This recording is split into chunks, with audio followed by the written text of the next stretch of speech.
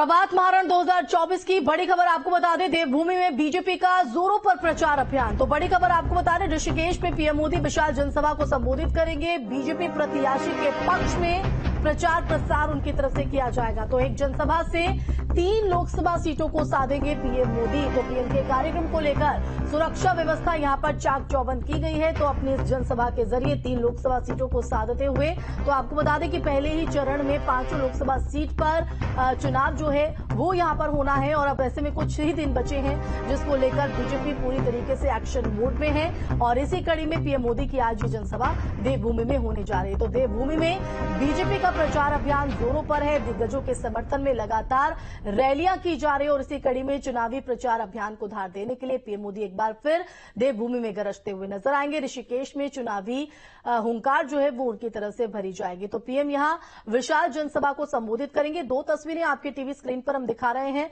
जहां एक तरफ प्रधानमंत्री की आज जो जनसभा होने जा रही है, किस तरह से वहां पर तैयारी है उसका जायजा खुद मुख्यमंत्री लेने पहुंचे। तो व्यवस्थाओं को किस तरह से पुख्ता किया गया है वो आप दूसरी तस्वीर में देख रहे हैं। संवाददाता अजीत राठी हमारे साथ ऋषिकेश से लाइव जुड़ गए हैं, सीधा उन्हीं का रुख कर लेते हैं। अजीत, क्या सुगबुगाहट धरातल पर पीएम के आगमन को लेकर क्या तैयारी? देखिए, प्रधानमंत्री नरेंद्र मोदी का तकरीबन 11:30 बजे पहुंचने का, यहाँ 11:30 बजे का आगमन का समय यहाँ पर आया है। जो बताया गया है कि 11:30 बजे वो ऋषिकेश पहुंचेंगे।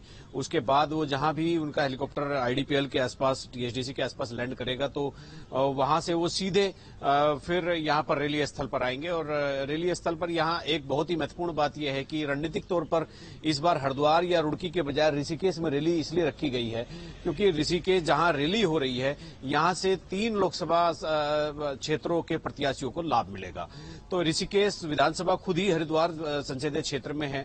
और जैसे जहां ये रैली स्थल है, इसके आगे की तरफ गंगा है, वो गंगा क्रॉस करते हैं तो यमकेश्वर यानी पौड़ी लोकसभा क्षेत्र शुरू हो जाता है। और इधर देहरादून में जो 7 विधानसभा सीटें हैं टिहरी लोकसभा की, तो यहां से काफी लोग जुट रहे हैं। तो टिहरी, पौड़ी और हरिद्वार लोकसभा को लेकर के यहां एक रैली हो रही है। तीनों लोकसभा क्षेत्रों के लिए ये रैली होगी और तीनों लोकसभा क्षेत्रों के प्रत्याशियों को इसका लाभ मिलने का एक पूरी संभावना रहेगी राजनीतिक तौर पर। इसीलिए इस बार ऋषिकेश में रैली रखी है। बिल्कुल, हम चाहेंगे अजीत, जहां पर आपकी मौजूदगी है वहां पर किस तरह की तैयारी है वो भी जरा आप तस्वीरों के जरिए दिखाते रहिएगा दर्शकों को।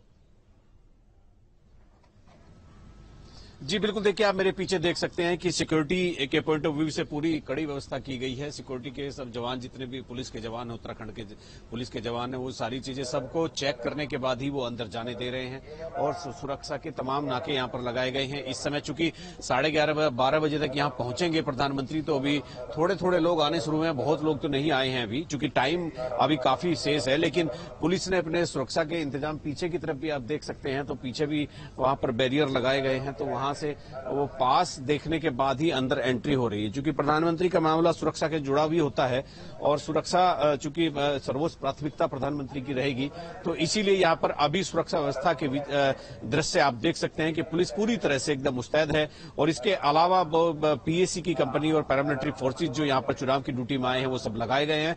तो अभी थोड़ी देर बाद यहाँ हलचल शुरू होगी और 11:30-12 बजे वही प्रधानमंत्री का यहाँ पर रैली स्थल पर आगमन होगा। जी बिल्कुल, तो एक तीर से 3 निशाने यहाँ पर लगाते हुए प्रधानमंत्री नरेंद्र मोदी नजर आएंगे। और यही वजह है कि जो ऋषिकेश की रणनीतिक स्थिति है उसको देखते हुए दूसरी जनसभा यहां पर पीएम मोदी की आयोजित की गई है। अगर सियासी समीकरण को यहां पर समझे तो जरा वो भी बताइएगा, क्या है धरातल पर स्थिति? देखिए, यहाँ पौड़ी लोकसभा से राष्ट्रीय मीडिया प्रभारी भारतीय जनता पार्टी अनिल बलूनी चुनाव लड़ रहे हैं। तो इसलिए चूंकि वो राष्ट्रीय टीम का हिस्सा हैं, उनके आने से पौड़ी लोकसभा सीट हॉट हो गई है। और उनके सामने कांग्रेस के गणेश गोदियाल चुनाव लड़ रहे हैं। तो यहाँ पर इधर पौड़ी, जब लोकसभा रामनगर से शुरू होती है और चाइना बॉर्डर तक इतना बड़ा क्षेत्रफल है, तो तमाम प्रत्याशी घूम घूम कर अपना जनसंपर्क और प्रचार कर रहे हैं। और अगर मैं हरिद्वार की बात करता हूं तो हरिद्वार में अप्रत्यक्ष रूप से 2 पूर्व मुख्यमंत्री आमने सामने हैं। अप्रत्यक्ष रूप से इसलिए कि त्रिवेंद्र सिंह रावत तो भाजपा के टिकट पर चुनाव लड़ ही रहे हैं और पूर्व मुख्यमंत्री